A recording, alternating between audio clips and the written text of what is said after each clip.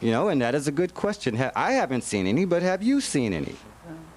Another crucial part of disaster preparedness, as I said in my intro, is that if we're going to be building a level 4 bioterror lab in the middle of our city that's going to be bringing Ebola in here, weapons-grade anthrax, Lassa fever, Marburg virus, some of the most deadly diseases and bacteria and pathogens in the world, for which there's no cure, that's going to be out on a FedEx truck going down Warren Street.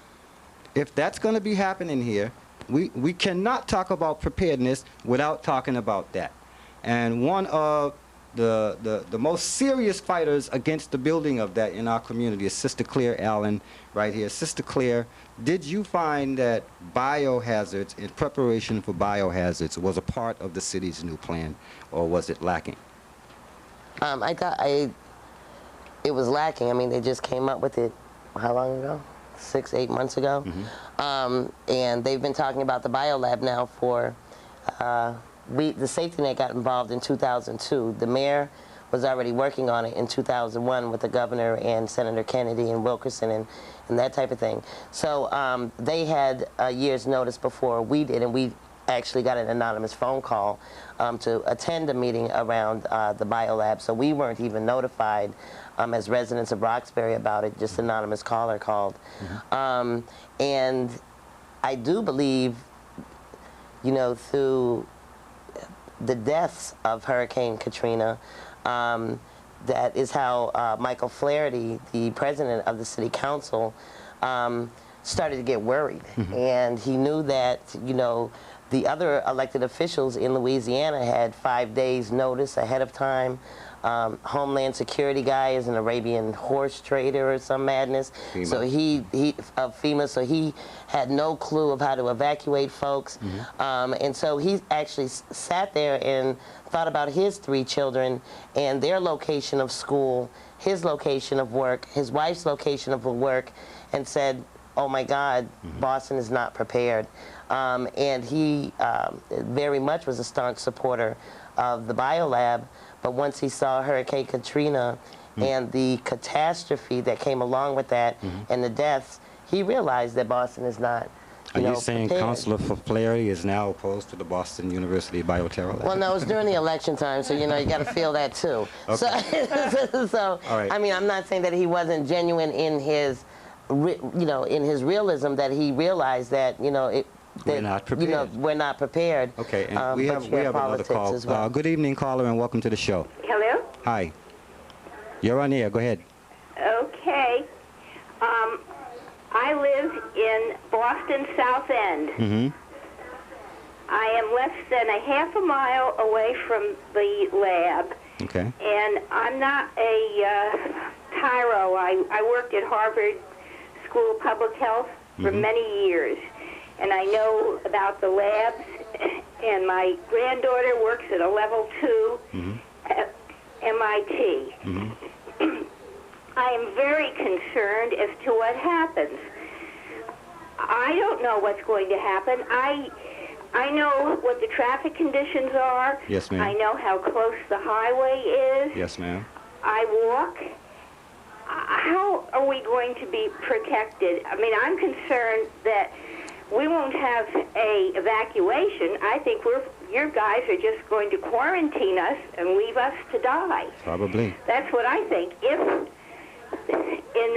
If there is any leak of any kind, you guys don't know how to deal with the flu. How are you going to deal with that?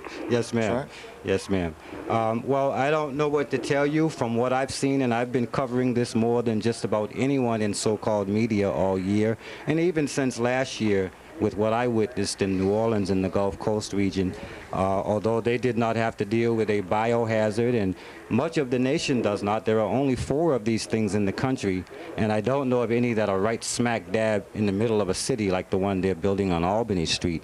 But I do know that Boston University got all of its approvals after it had had an infection of workers in a lower level lab who got infected with tularemia, also known as rabbit fever, and didn't know they had it. If that had been something contagious and they went to Dudley and got on the bus, everybody on the bus would have had that and took that back home. And nobody would have known about it until you started seeing people sweating and bleeding from all their orifices and dying on the bus. And that's unacceptable. I think that Roxbury needs to be very angry and upset about what's going on. Sister Claire, do you think that people in Roxbury, Dorchester, and Mattapan are paying attention to this? Because when I looked at New Orleans was warned year after year after year for a decade or more that the levees would not withstand a Cat 3, 4, 5 hurricane. So one federal administration puts money into, you know, building it up. Mr. Bush takes the money out and uses it to kill people in Iraq. And then we have a Cat 4, Cat 5 hurricane hit New Orleans. And 250,000 people are still displaced all over the country, families separated from each other.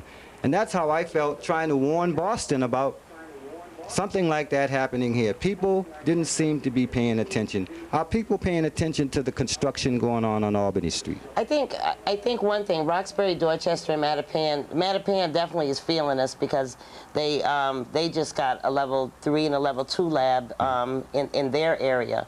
So I know they're very nervous about that. And the lady who just called in, you know, I understand how you're feeling as well. And one thing that the mayor tags the safety net in this group is that we just go around to put fear in people. Agitate. And all we want to do is just, you know, make people scared. We're just hypothetically thinking up things just to terrify people about this biolab.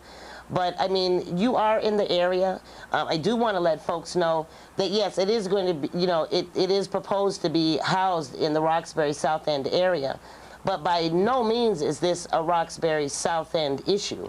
Right now, on October 30th, we will be holding a hearing. Councilor Turner is sponsoring a hearing with the other city councilors, Yancey, Yoon, and Felix, around the transportation of these viruses. They're coming in at the airport, and they can't go over any bridges, underpasses, overpasses, because it's against the law, which means that they have to cut through our neighborhoods. So y'all, the folks that are outside of the Roxbury South End area are getting it first. We're talking about possibly the South End, the North End, South Boston, East Boston, Charlestown, Chelsea, Malden. These are possibly Cambridge.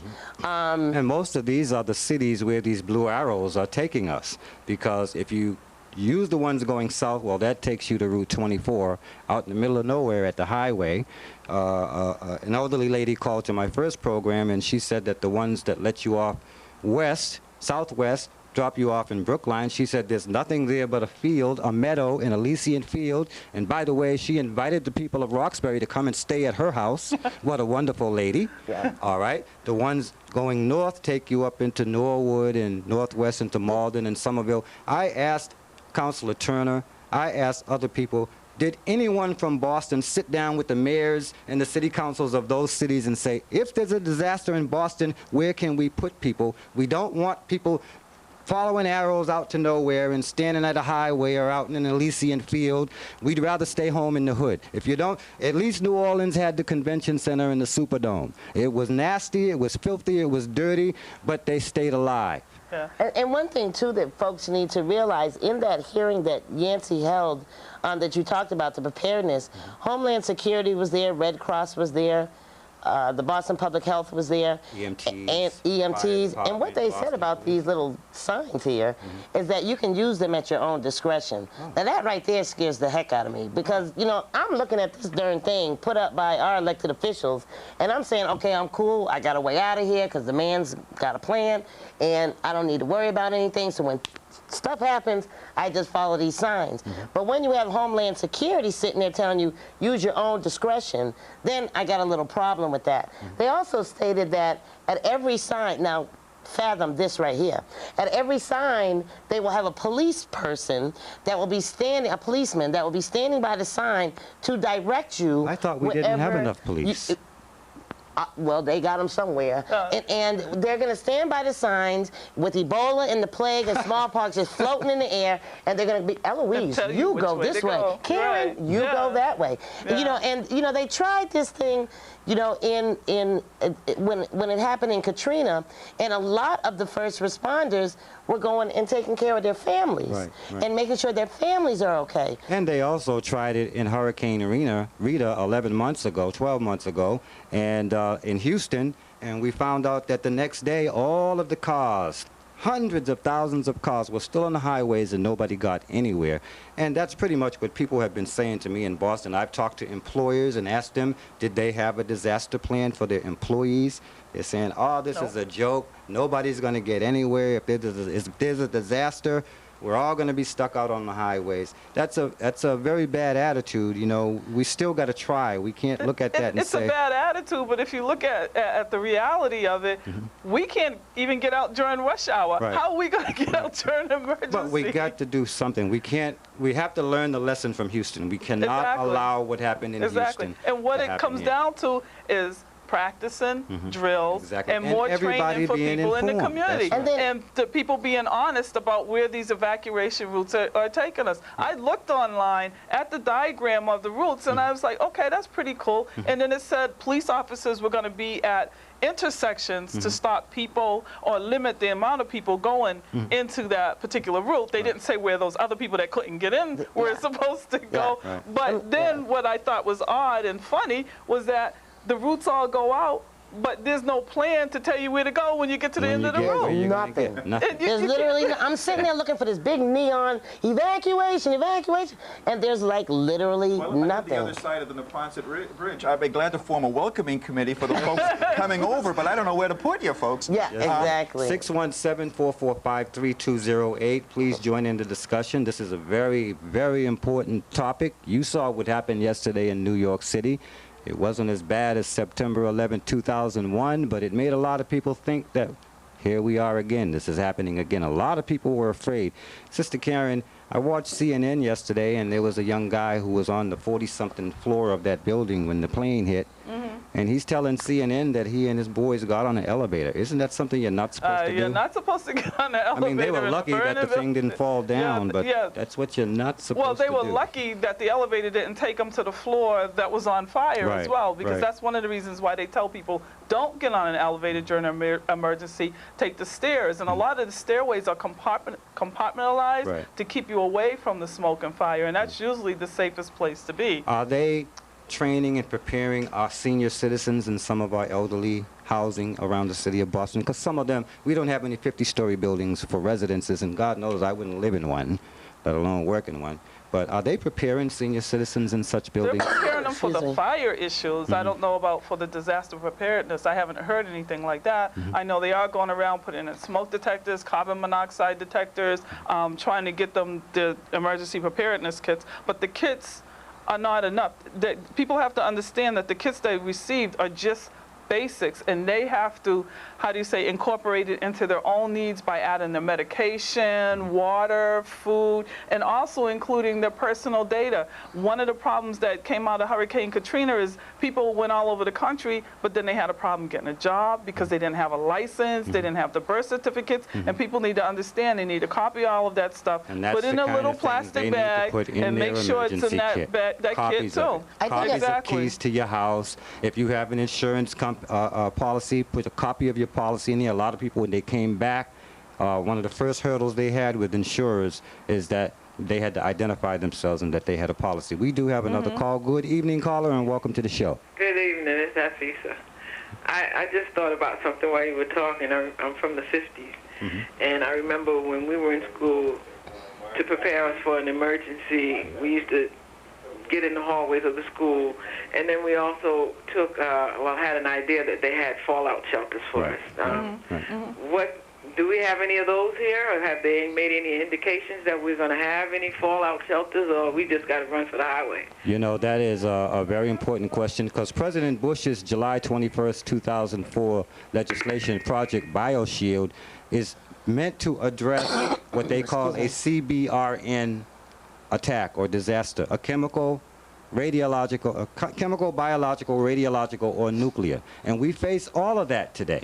So I remember the times you're talking about also. I was in the 50s. I went to the Boston public schools. We used to have drills where the siren went off and everybody had to get under the desk and cover your head. We might have to get back into that now. We don't have that, but that needs to be part of this plan. And let me bring Eloise, because Eloise hasn't spoken. Eloise Lawrence is the attorney in the federal case against Boston University and the National Institutes of Health to stop the building of the terrible, deadly Boston University biolab in the middle of our community. And we want to thank you and Conservation Law Foundation for aiding us in this struggle, and I realize that is what you do, but what made you personally want to get involved in that struggle? Well, I thank you very much for having us, and I thank Claire for, she's really been the leader in this, and for her invitation to the Conservation Law Foundation to participate. It's an honor to be a part of this struggle, because we think it's one that is unfortunately a situation of environmental justice or injustice that has been typical in the city of Boston and across the country, as evidenced by Katrina. And so we at the Conservation Law Foundation feel very strongly that it is the job of the mainstream, often white middle-class environmental movement to work together with partners across all our communities. But I also think that this is an issue that, once again, like most things, is connected to all of our communities. To segregate, the Marburg virus doesn't know where Roxbury line ends. That's right. And if the General Minister mentioned earlier that the one anthrax outbreak, the most famous, which was in Russia, there was an outbreak of anthrax that went 40 miles. 40 miles, that's out to 495. So talking about evacuation in the context of biological terror agents is something that really we haven't even begun to think about in a realistic way. And evacuating is almost beside the point when you're talking about some of these agents. And so I think we need to get real about what we can do, and I think it's really important for, especially in traditional, hurricanes and other traditional kinds of disasters, but figure out what we can really do. And if it can't be done, then why should we be building this lab in this densely populated area? And the final point I'd like to make in answering to the woman from the 50s talking about the fallout shelters and hiding under your desks. In some ways, I feel like these kits are the equivalent of hiding under your desk in a nuclear war. I mean, they're just totally disproportionate responses to the kind of terror agents that we're talking about.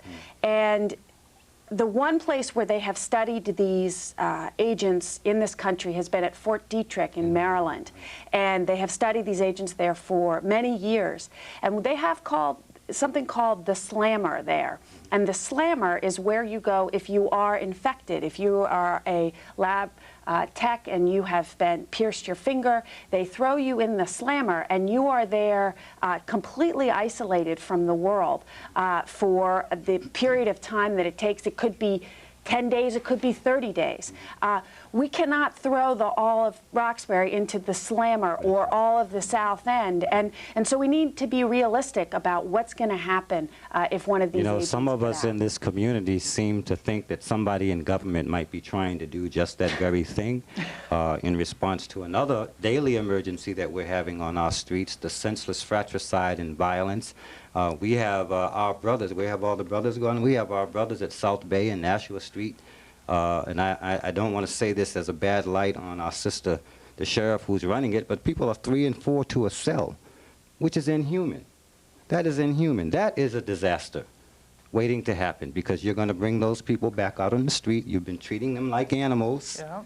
And these are the people that we need to help us prepare for the kind of disasters that we're talking about. And Eloise, yes, Dr. Gilman, who went to that lab in the Soviet Union, when she came back and stood before the Boston City Council Public Safety Committee, she brought 2 test tubes with about that much powder in it to show that this one was 5 billion spores of weaponized anthrax, and the other one, which is a little more, was 7 billion. And she said this was the equivalent of what escaped from that lab, that super secret lab in Russia. Fortunately, the wind was blowing south away from the city, so only a few people died. But when they went out into the countryside, they found that those anthrax spores remained virulent up to 30 miles away. Animals were dead, all in the countryside. If the wind had blown north, we might have been talking about a disaster of dead people worse than Chernobyl. Yeah. And this is what we're facing here in Boston with this BU bioterror lab. Where is the case with that going now? We heard that Judge Gant in the state suit said that BU didn't properly do their environmental impact Answer that one? Sure. assessments. And There are two cases. One is in the state that Claire's involved with both cases. I'm only involved in the federal case, but we did have a great ruling from Judge Gantz in the state Yes. case, and he said that the environmental review that they're required to do was not done properly and was quote unquote arbitrary and capricious, and they needed to do it over again. So in fact, they are doing it over again.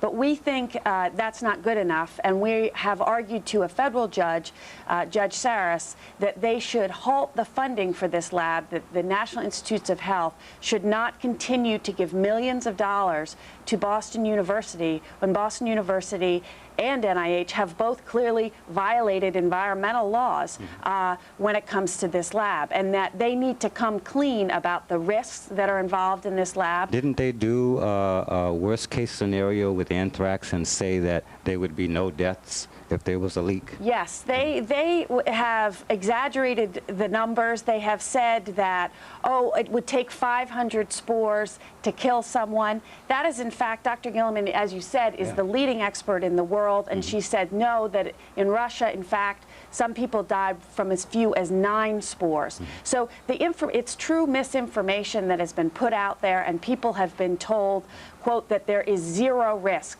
That just defies human experience and logic.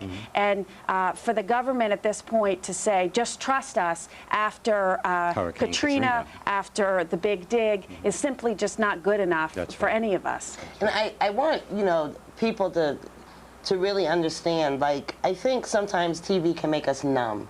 And it seems like now everything on TV is about a release or a chemical spill, or it's something.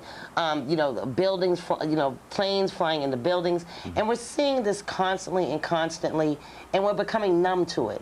We're seeing it on TV. They fix it up on TV, so everybody's alive and well on TV. So when it really happens to us, or if it does happen to us, everything will be okay, like TV.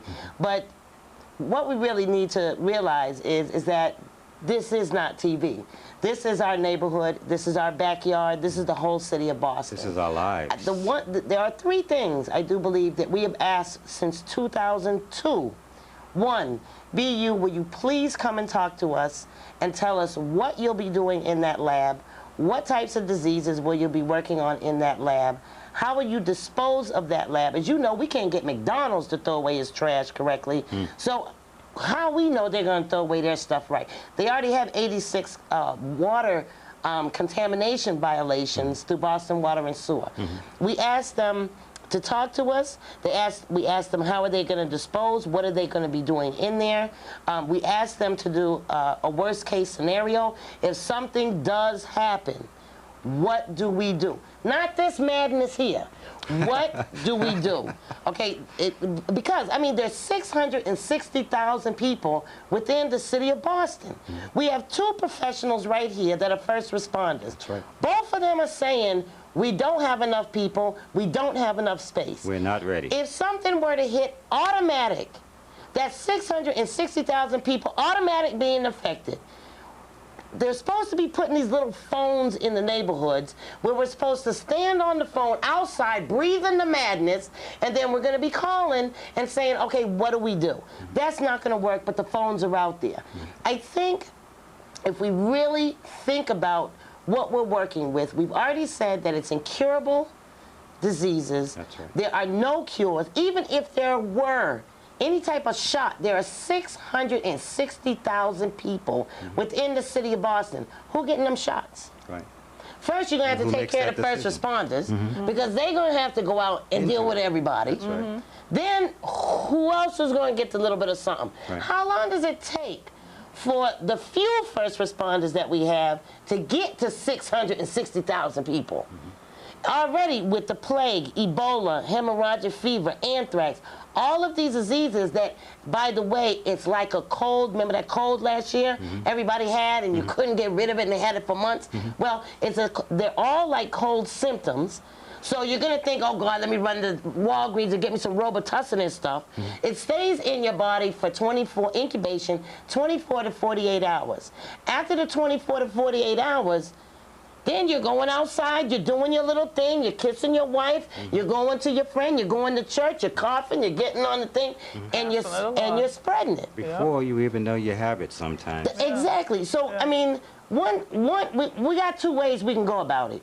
One, we can understand that our city and our state of Massachusetts is under siege with this bio research that they want to do. By the way, nobody here in the United States is suffering from the plague, Ebola, you know, all of these things that they're bringing into our community and into this state. So now they're exposing us to danger, period, by bringing it. The other thing is that so many of the elected officials in high power support this because the city gets $20 million for 20 years to have this facility. Boston will now be put on the map as the national headquarters of bioweaponry or biosafety or whatever they want to call it. But either way, we're a big X when it comes to terrorism. But as I've been telling my listeners all year, in response to Hurricane Katrina, the next terrible, deadly disaster that may impact the lives of thousands of mostly black people might be a biohazard right here in the city of Boston. Sister Claire, I don't see how anyone in city government could say that you and Safety Net are agitating by informing the people of Roxbury, Dorchester, and Mattapian what Boston University is going to be doing. We're agitating. You know why we're agitating? Because the man thinks we're sleeping. And while